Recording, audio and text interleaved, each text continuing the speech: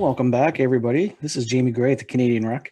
This pod, we welcome Stephanie and Hands de Goede. This is awesome. You're going to love this one.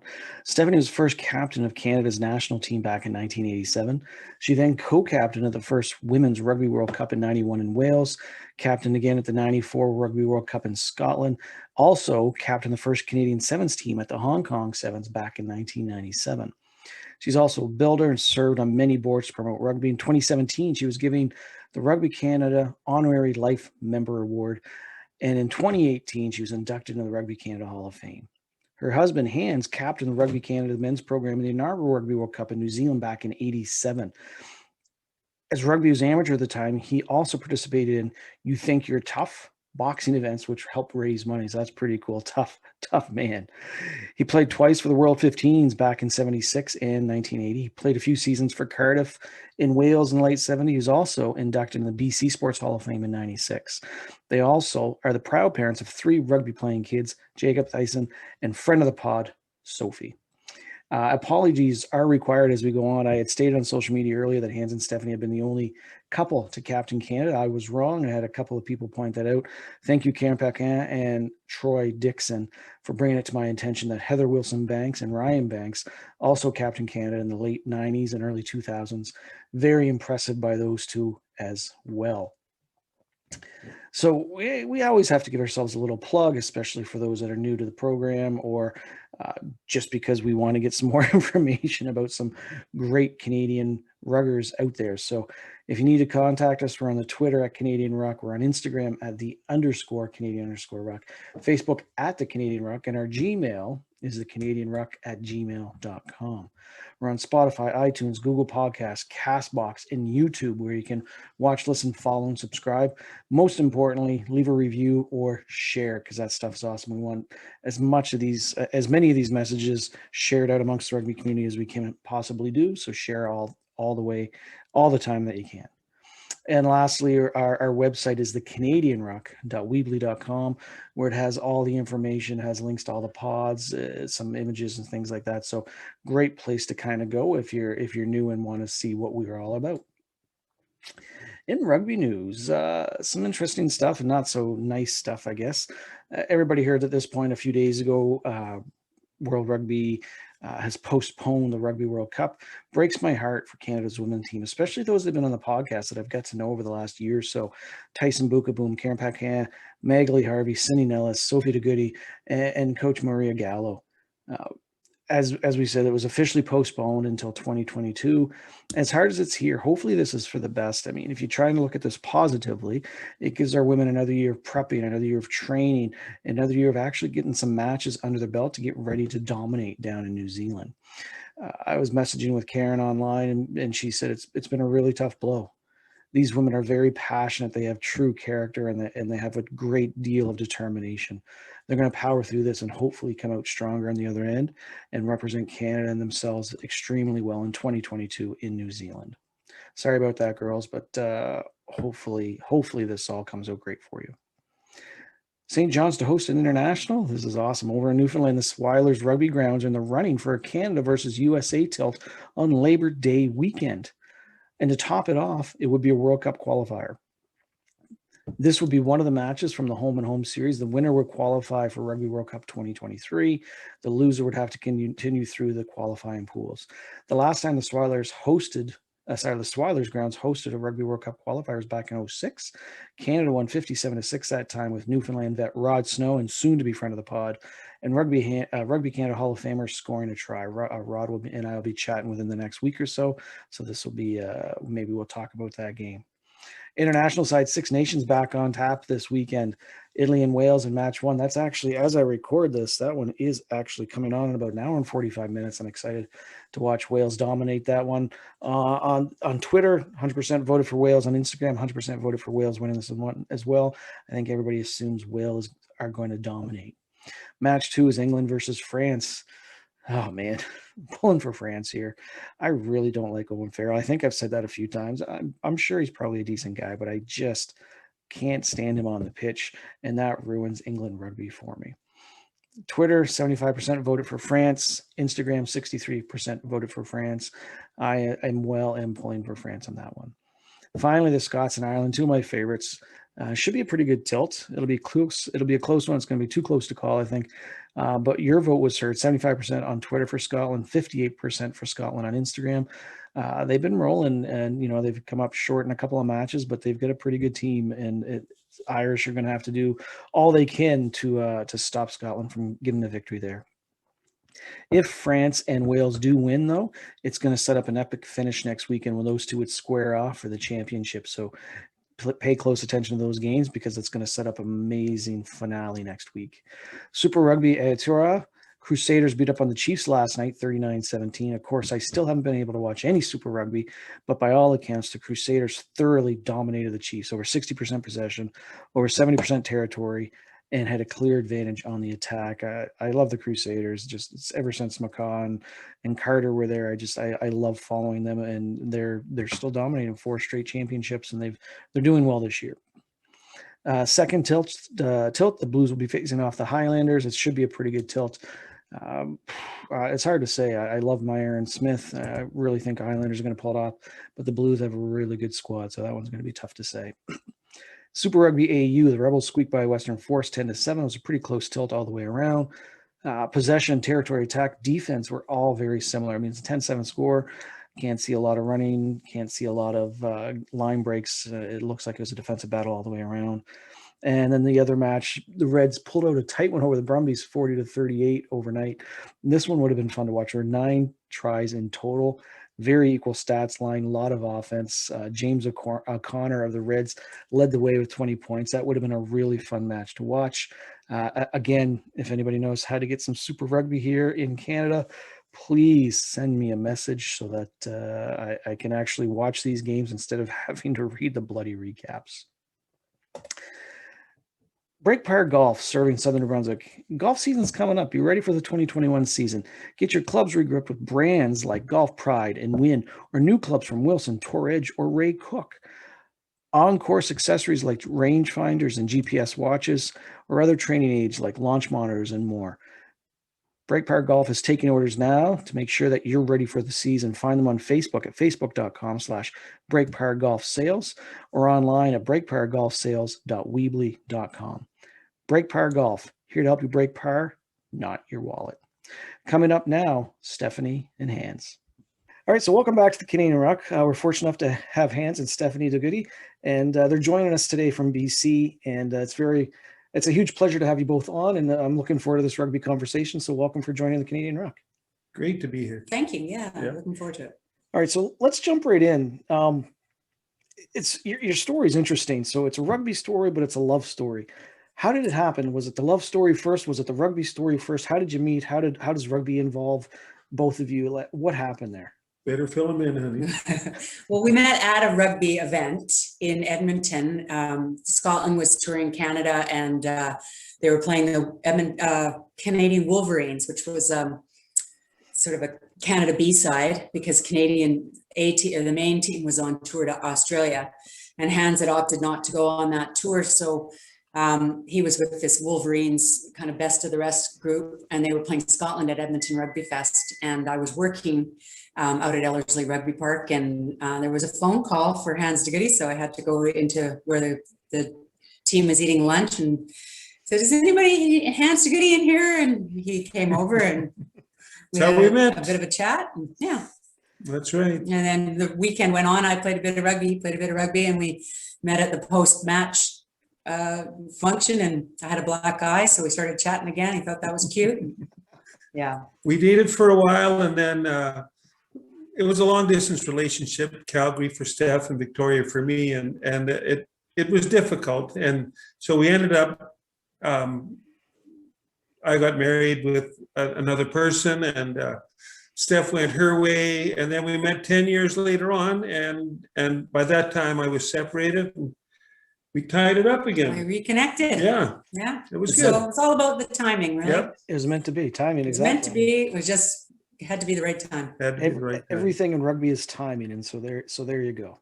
Yeah. Yep. So when did that first happen? Like, when was that first meeting? 1983. No, 85 was the 85. Scotland tour of Canada. And I was reluctant to, they asked me to captain the Wolverines, but I captained the Crimson Tide, the Victoria rep side against Scotland, and that was a close game. They beat us 20-10. Not bad for a city team. Mm-hmm. And then I captained the BC side against Scotland, and we beat them over at Brockton Oval in Vancouver. And I thought, it doesn't get any better than that. Do I really want to go? But they put the pressure on, so I went, and we took a hiding there. But it was these were a lot of fellas that hadn't had that kind of experience before, and Scotland was a very good team. Yeah, they're good right now too. They've been Yeah. impressive in the Six Nations. Tough loss to Wales last weekend. Yeah, we were cheering for them, that's for They sure. were, yeah. It was good. Yeah. All right, so that's really cool introductory. How you two got to you met, had some time apart, and you're back together, married, and you're moving on with life. Let's keep it with rugby for a little bit, and then we'll jump back to family stuff. But Oh, let's stick to rugby. it's rugby. You told me Go you ahead. argue today. Yeah. All right, so Stephanie, this was really cool. You were Canada's first captain on the women's team, and then continued in that light through the first two Women's Rugby World Cups. Can you talk to us, I guess, about your journey for Canada in the late 80s and the mid 90s? And I guess, in your opinion, what has been some of the biggest changes you've seen Rugby Canada and the women's program develop over the last 25 years? Well, in 1987 was the first Canadian women's game. It was in November. And that team was selected at the first ever national championships, which had been in the fall of, so literally a month and a half before. And the selectors just watched the games and picked the players they thought were the best. And that was the team. And we got together literally, 3 days before we played the US. So very minimal preparation, no training plan or program or anything like that. And yeah, we lost to the States. They were seemed to be more organized, but everybody paid their own way, and we raised money. Rugby Canada gave us some kit, and tried to support us somewhat. But we worked bingos and just to get money to get there, and then we played as a curtain raiser to the men's game. And after the game, after both games, there was a banquet for players.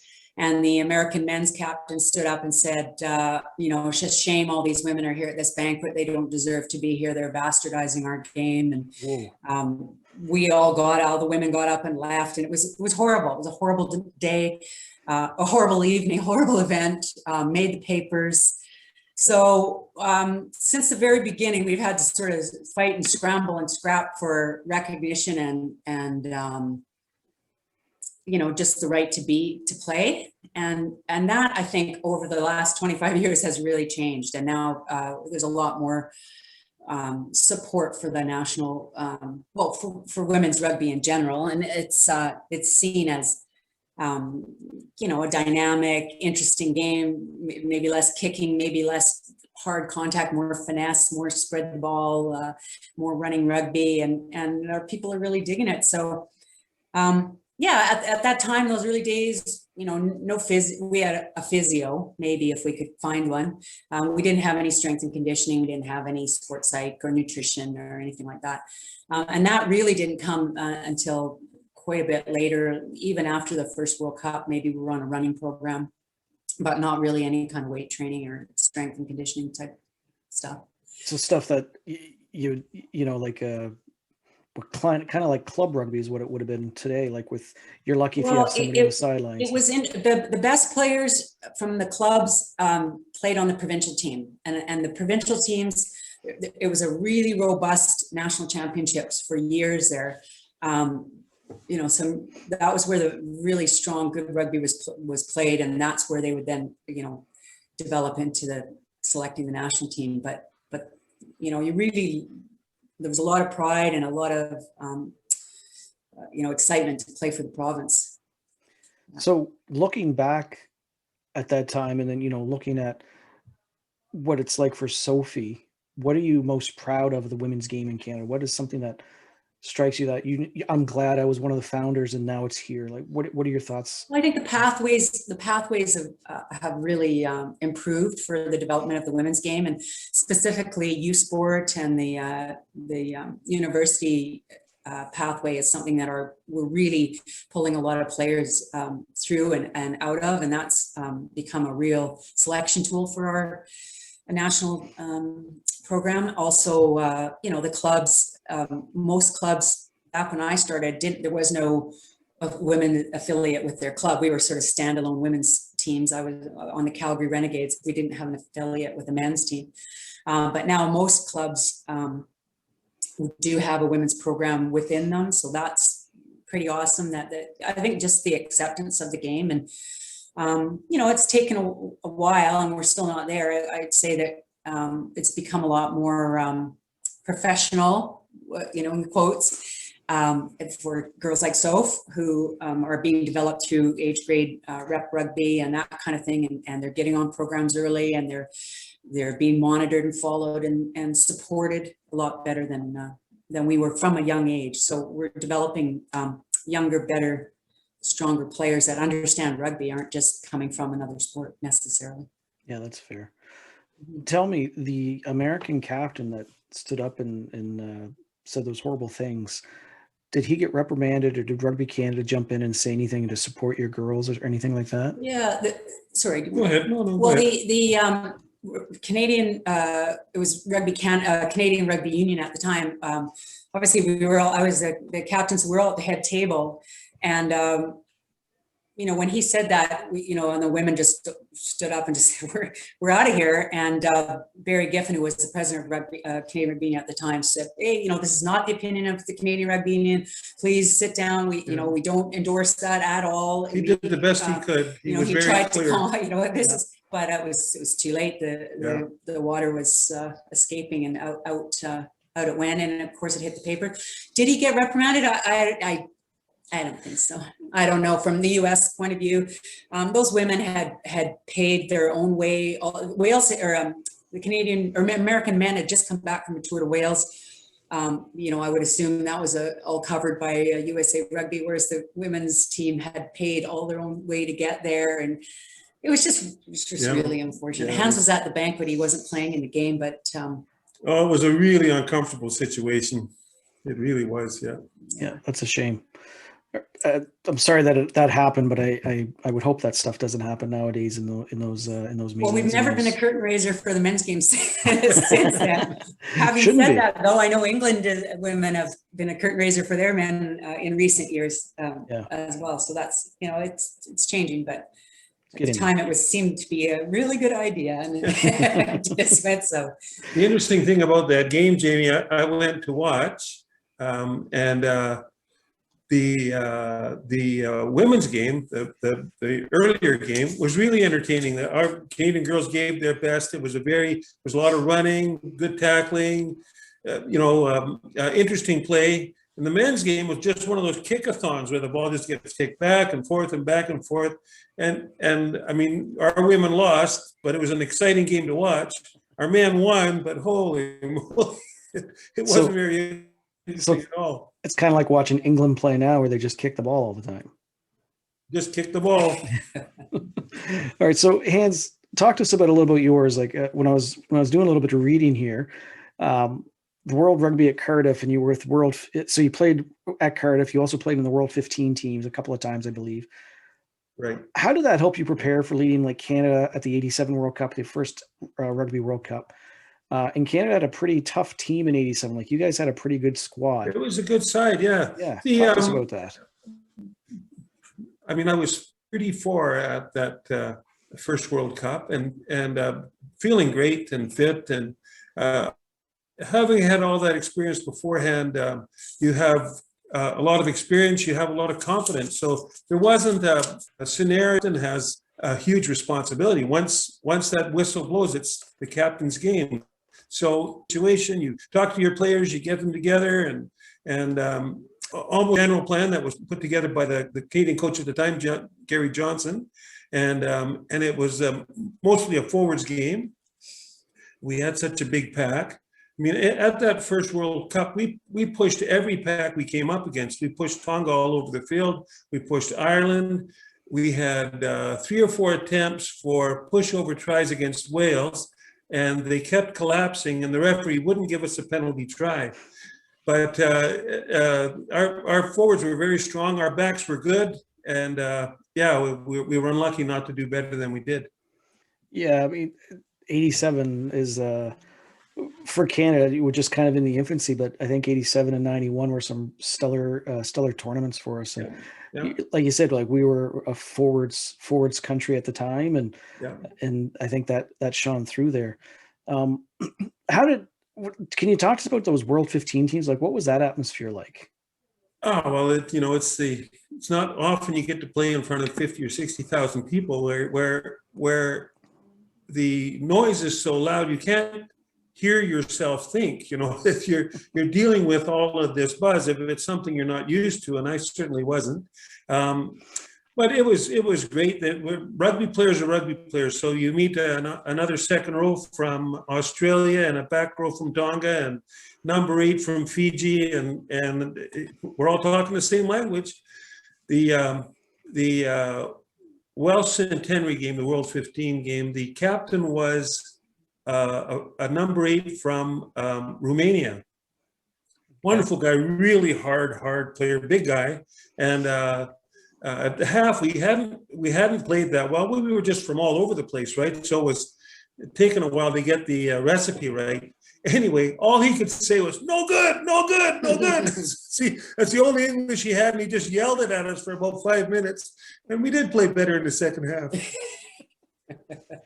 Well, if you get a big fella yelling at you that it's no good, you got to do something a little bit. Got to do something. That's right. You've both kind of talked on this a little bit. What can Rugby Canada do, I guess, to promote rugby better within our country? What are some ideas that you might have banded around, talking with your kids, but what are some options that Rugby Canada can do to get more players involved in the game? Well, you go ahead, honey. Well, I mean, what are they doing now? I think that's probably one of our biggest issues is we're not seeing much communication from Rugby Canada as far as, what is the strategy here to rebuild the game, and where are we going with this, and how are the provinces and the clubs, getting engaged to grow the game, to build it. I mean, the Canadian Rugby Foundation, what's it called? Canadian Rugby Foundation. Yeah, is they're trying to get the U Sport men's championships going, to say, hey, there's a selection of hundreds of rugby players that we're not even looking at because they're not in the pathway that Rugby Canada has designated as the path. Why not look at how well the women's team are doing that? I think they just need to also market the game more. Like,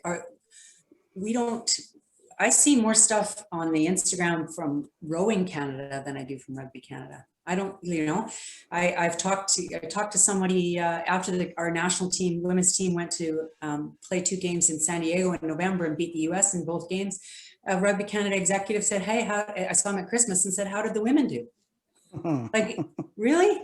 So, we're not getting the word out there. I said, there's been nothing on this, on the website's terrible. We don't, and I know they've cut back and they don't have the communication, but I think we really need to start marketing more and build a fan base.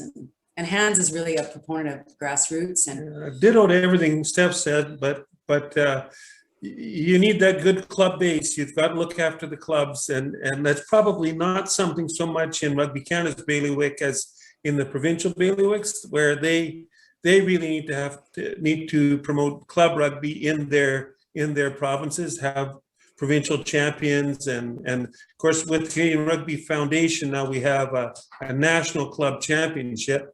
We had it once before COVID, and we had one for the women as well, and they were both tournaments were great successes, and I was really impressed with the level of rugby that was played, but because of COVID we haven't been able to do it again, and right now we're not sure when we can, and it's hard to plan when you don't know when you're finally going to be able to get on the pitch again. But definitely grassroots rugby for me is where it's at. You got to build that base, you get more kids playing, you get more super athletes at the top. Agreed. It's the COVID thing's really hard here because it's been tough. Our high school season was completely canceled last year, like school shut down. And after March break, so in another 3 weeks, our rugby season's supposed to start up, but kids don't want to try and sign up because of COVID and Yeah. what is there going to be tackling? Is there going to be touch? And I don't have any answers. So I'm really worried that my school team is slowly going to, evaporate. It's tough for sure. And you're talking about the grassroots, and we have a rookie rugby program, and we haven't been able to run that for a year and a half. Yeah. And The only thing you can say, Jamie, is it's tough for everybody. Everybody. Every sport, Yeah. So one day it's going to be past us, and we're going to build and build and build. yeah, Yeah. we It's interesting because in the UK where SOFA is, there is the premierships, the elite games are still going on. So those players are still getting games, and in New Zealand they're still getting games, and in France they're still getting games, and it's going to be really tough for the rest of us, being left behind. And even there's a lot to think about in that regard. I'm not sure we'll solve it here today, but No. Sophie's team, the Saracens, they get tested twice a week for COVID. the rapid test. Yeah. that can't be delightful to do. It's not a fun test. No. We've done it. It's not fun. All right, so let's jump in. We're going to do our quick fire here, and it's going to be as I mentioned to you beforehand. So for guests that are listening, usually it's just one person answering the questions, but today we have two. So instead of I'll defer to my wife. No, I'll start. You can go second. you both have to answer. We'll go So- back and forth. I'm just going to ask a question, and you have to determine who it applies more to. You Okay. could vote for yourself. You could vote for your spouse. We'll see how this goes. And I don't want any fighting. Okay, this is for fun. All right. When it comes to rugby, who has the best nickname, or who had the best nickname? I didn't really have a nickname. I had all kinds, but yeah, Dutchie and Jughead and I like Jughead. That's a good one.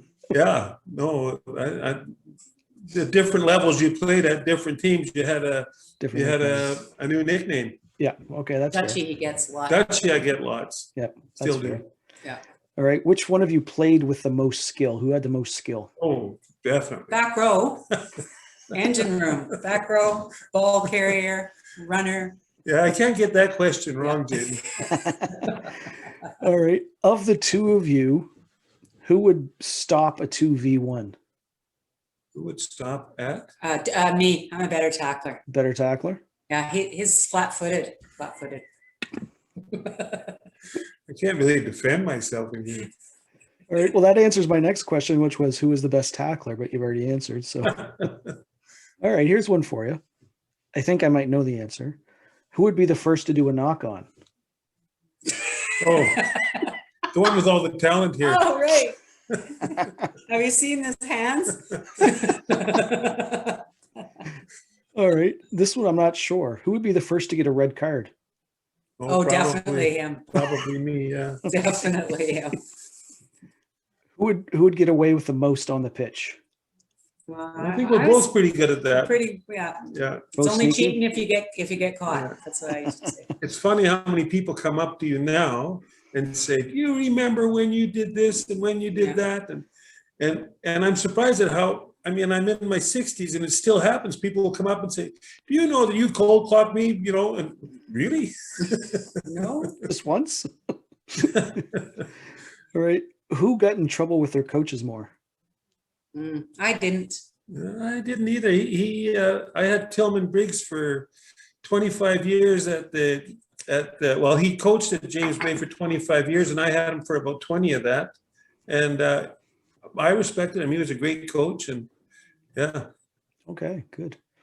As a coach, I appreciate when guests say that. So, Stephanie, what's your favorite rugby tradition? My favorite rugby tradition. Hands, I'll give you a chance. I to guess the think. post game, getting together with the other team after the match and buying your opposite beer.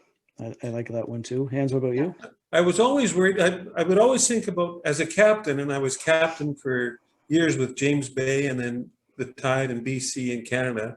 How can I best prepare my team to play well on the field? And I mean, most of the preparation's already done with the coach. You've got your your plays and your fitness and all of that kind of thing. But what can I say just before the game that'll make a difference? And what would concern me was the chatter in the change room, that I wanted to know that they were focused on the game. And if they were talking about girlfriends or cars or whatever, they certainly weren't thinking about the game. So I made it a policy that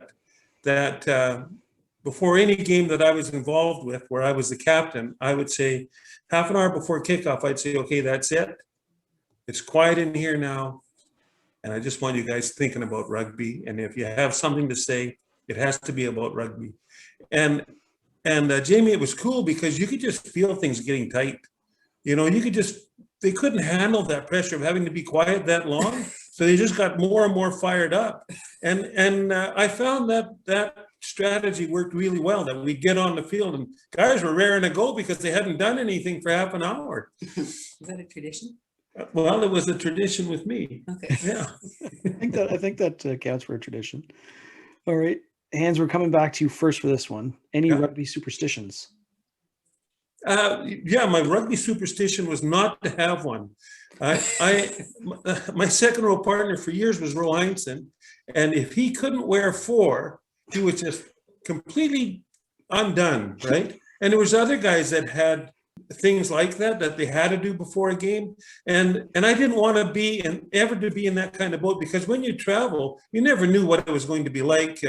We were in Samoa, and we were in Fiji, and you know, you're changing in grass huts and tents, and so you couldn't have the same preparation that you had beforehand. So I made sure that I didn't have any superstitions. Fair. How about you, Stephanie? Yeah, I rolled my socks down, and I always put my tuck my mouth guard into my sock to run out, and then yeah. I always like to have my socks slouched. Did you like clean the mouth guard before you put it in, or? No, I put it, well, it was cleaned after every game, a little toothbrush before Okay. but yeah, I stuck it in my sock, but the top of the sock, you know, not deep. Okay, fair enough. Which one of you have the best taste in music? If I come over to your house some night, what are you spinning on the record player? I'd say Steph. She's educated me on all kinds of. He didn't even tunes. know the Tragically Hip before he met me. I Oh, have to admit, yeah. I'm gonna have to edit that part out, I think. All right. So, Steph, what are you putting on the record player if I come over for a visit? Yeah, you know, it's pretty eclectic. I'm not really into the new stuff so much, and you know, Sophie's got a Spotify account, so every once in a while I'll pilfer off of that and listen to what she's listening to. But she's pretty mellow. I like more like, you know, Gypsy Kings and I was going to say Gypsy Kings, 80s, 90s, sort of sing it out loud, dance music, Counting Crows, things like that. Yep. I like, Yeah. Tragically Hip. Those are all great options. Yeah. I would be happy with that. That's Yeah. for sure. Okay. Well, you can come over anytime. I'll spin for you. Did you say sing? Spin. Okay. Spin the record. That's dating myself. Yeah. All right, I've got a 12-year-old, and we have a record player, and he'd rather be buy vinyl than anything else. So we've got a nice Yeah, little that's collection of cool. stuff. Yeah. Sure. What? Who's the best cook? Me. Steph is, yeah. Hands down. I don't even like cooking, but And I do the barbecue and the dishes. and the dishes. Yeah. Fair enough. What's the go-to food in the house? Like if you two are starving, what's the go-to food? Well, we're on that. What's that diet we're No, on? we're trying to minimize carbs. We're not on keto, but we're trying to. So Hans has to have a meat. Like if I just make a salad, he's like, well, could we Yeah. put some fish Steak in or this, or something. Here's cut my up cow. steak, or you know, if we have a spaghetti, he has to have sausage or meatballs, or you know. So It's we bad have to have enough. we usually have a protein and a couple of veg. And It's bad enough I can't have starch anymore. We're not supposed to have starch, so I still get away with a loaf of bread a week. But yeah, there's no potatoes, no rice, no pasta, so it's. yeah, he's, you know, I was hiding that. that's not going anywhere. For either of Anyway, us. I feel like I should be having. I mean, it's like 9:30 out here. I've got my tea instead of a beer. Like I'm old now, right? So I gotta have a tea. Yeah, and you got to work tomorrow. That's true. I do have to work tomorrow. Yeah. Okay. Speaking of favorite beer, is it Kokanee? This one's Kokanee, yep. And of course, around here, Lucky's a big one too, Yeah. right? I hear that one a lot. Okay, Yeah. fair enough. What about you, Steph? Are you a beer drinker? Yeah, I am. And I've been moving to more of the craft brews like Phillips Brewery. I like their beer, and I like Hoyne Pilsner. Mhm, So yeah. the local Vancouver Island beers. Fair enough. If you two ever make it out to East Coast to New Brunswick, look me up and I'll take you out. We've got a lot of nice craft beer places around here. Nice. So Well, we're due for a trip out there. Yeah, There you go. We were in Halifax a couple Couple of years years ago. ago, So yeah. it was playing U20. it's not Yeah. bad. Halifax is a nice little city. Yeah, Mhm. Where's the best place for a post-match beer?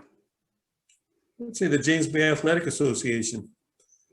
I'd say the Vancouver Rowing Clubhouse, right on, in the harbor in Stanley Park. It's absolutely an amazing clubhouse. I mean, as far as rugby It clubhouses is a go, beautiful it's pretty place for special. sure. Yeah. It sounds real nice. Yeah. All right. Who gets or who got in trouble more at the pub? Probably me. Yeah. I've been ushered out more than once. Any stories there? or- No. No. All right, let's try this one. The cops come to break up a party. Which one of you are getting picked up by the police and which one of you are getting away? Well, I guess I'd take the blame for everything that Steph did and say, no, it was all me, officer. Go ahead, take me. That's That's awfully it. nice. Yeah. I'd just be out the back door. I'm out of here. There you go. Yeah. All right. What TV series are you binge watching right now?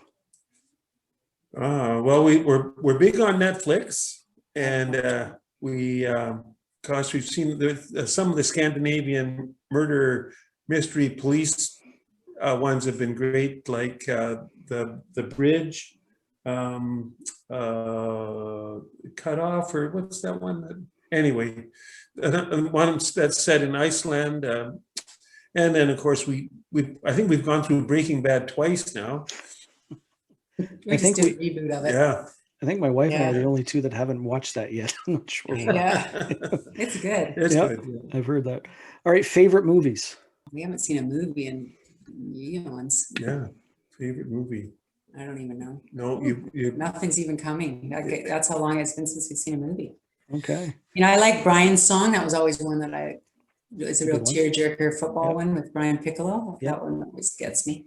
That's fair. But Oh, I I'm know, stumped. you know, I'm yeah. stumped, Jamie. No problem. All right. Last three quick fire questions. Steph, who would play Hans in the Netflix movie of his life? Huey Lewis. Oh, yes. Yes. That's it. You're right. He's shorter, but we can put him on big Or boots. Willie DeWitt. Willie DeWitt's name. All right. Hans, same question for you. Who would play Oh my Steph? goodness.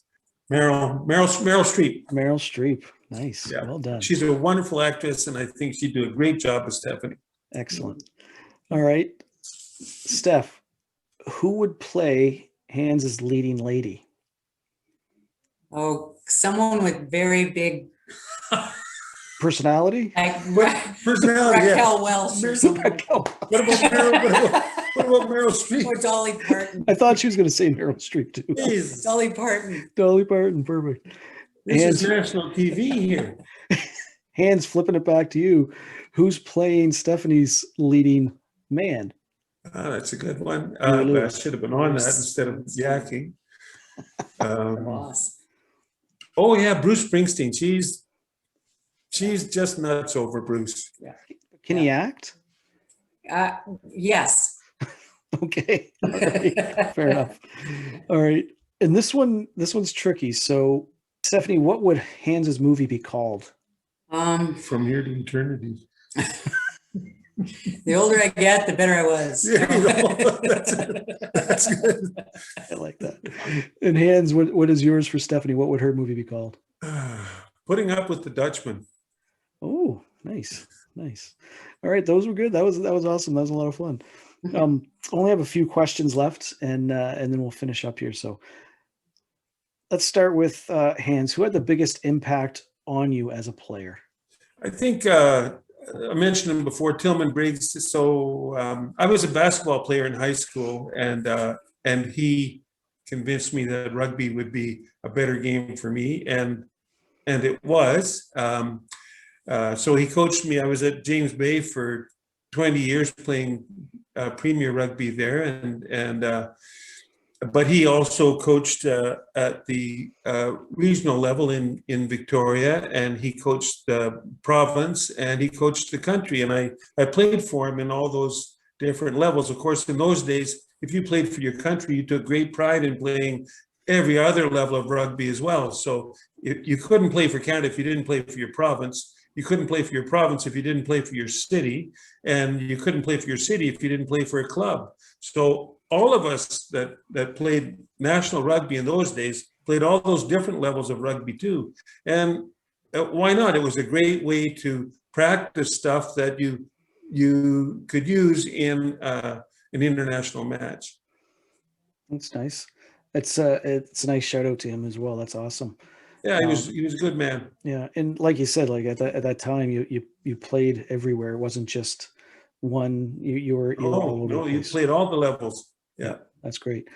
And Stephanie, who had the biggest impact on you as a player? I'd say my Alberta coaches, specifically Rick Melia, John O'Hanley, and Harry Davies. Three guys that made it so much fun. Like they were all real keen rugby men who were coaching women who, were just wanting to, everything they had to tell us about, we were listening to. We were so keen, and they thought it was great, and they loved coaching us, and they were friends, so they had a ton of fun. And it was really good, but you really wanted to perform for those guys. It was all about grit and hard work, but it was all about lots of laughter too. So they made my rugby fun. They're great guys, and Stephanie still keeps in touch with them. Yeah. Nice. Yeah.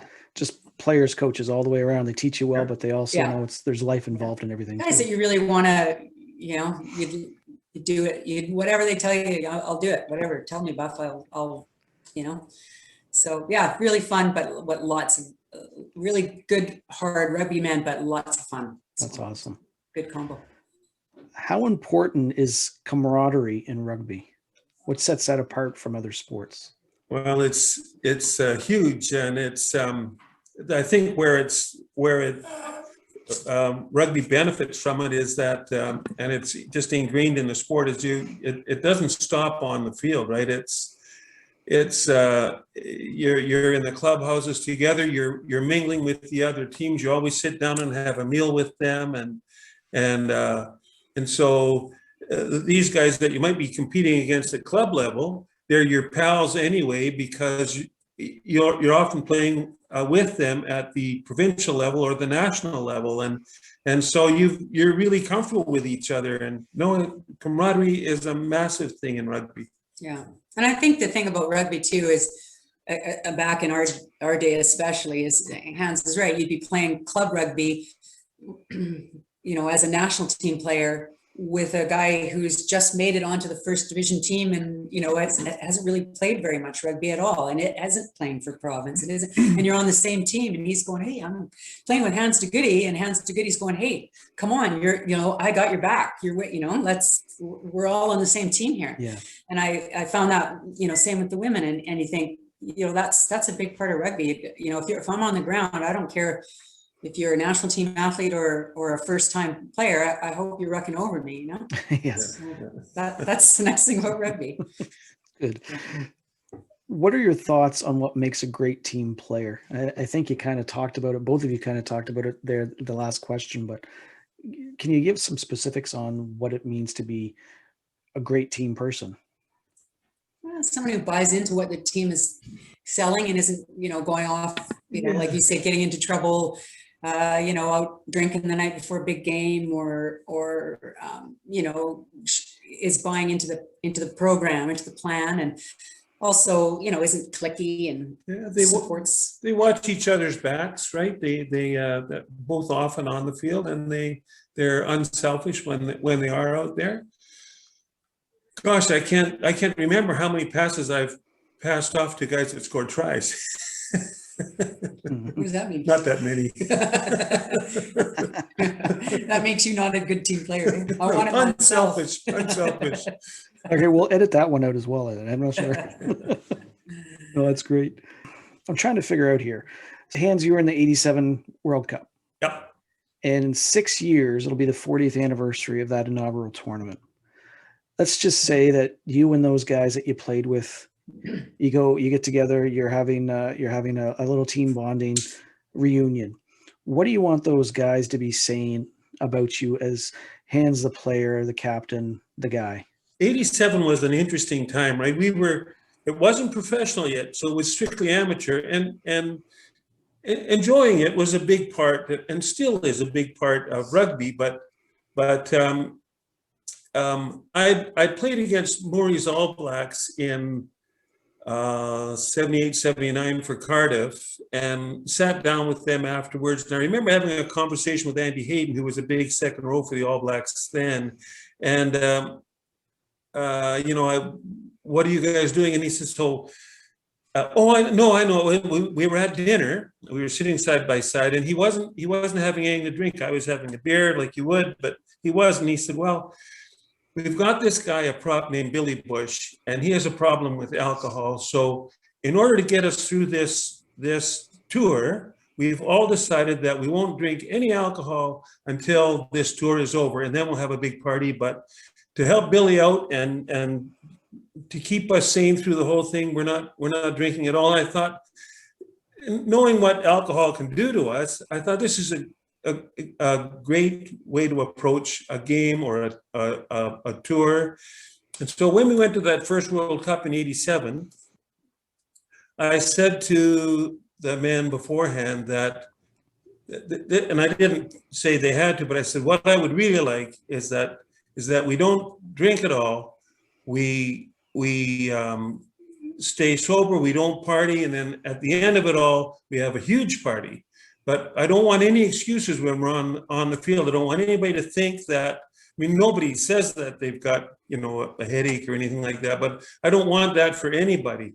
And that wasn't an easy sell to those guys. There was a lot of fellas that were upset about that. What, we can't have a beer after this game? And I'm saying, well, I'd rather you didn't, right?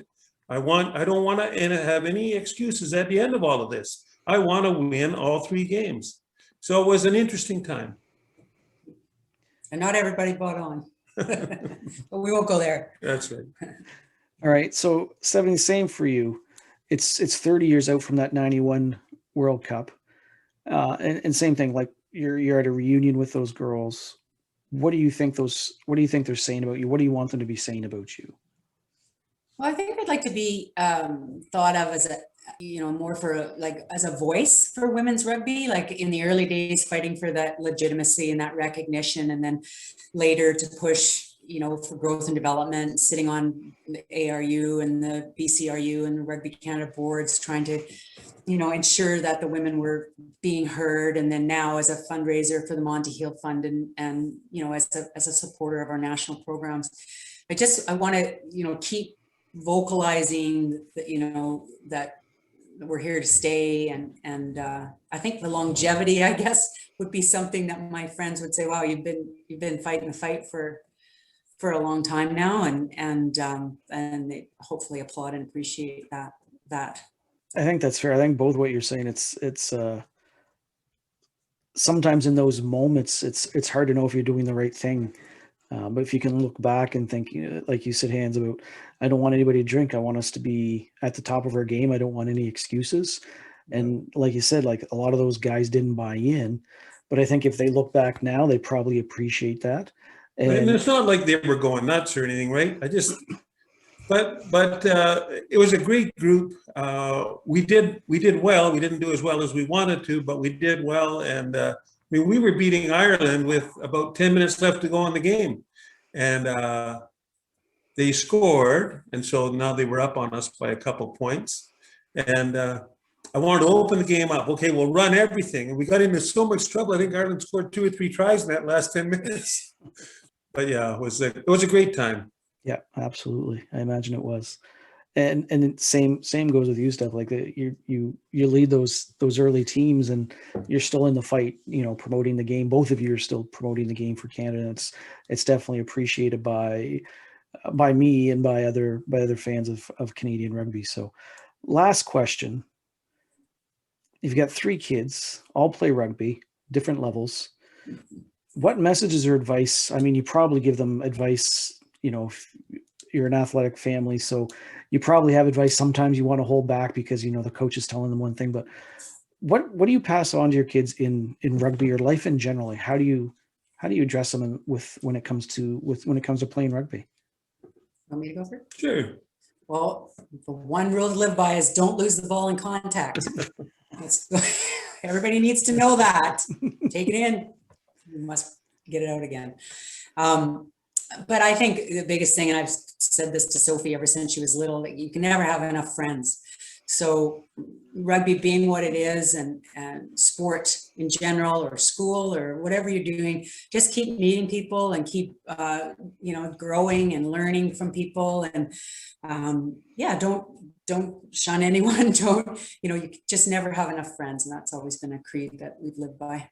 Awesome. Yeah, it's a great game, and I just go hard. There's no reason not to. So go hard, and stay away from the trainers. Easier said than done sometimes. Yeah, for sure. Listen, thank you very much. It looks like the sun's setting behind you there now. Yeah. It's time for your steak and salad and your second There you Coke go. in there. So No potatoes. that's right. Anyway, thanks very much for joining me. Really appreciate it. Wish you two Thanks for nothing but the interviewing best. us.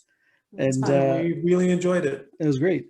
Well, like I said, next time you're out in New Brunswick, look me up and I'll take you out for some nice craft beer and We I will want to give do. a shout out to the Monty Heald Fund. That would be go right ahead. women need the support, and they've got a exciting World Cup hopefully road ahead of them, and it's still full steam ahead. So need to help them with our financial support. Absolutely. All right. Well, thanks very much. You two have a great night. Thank you, Jamie. That's super. Bye. Bye-bye.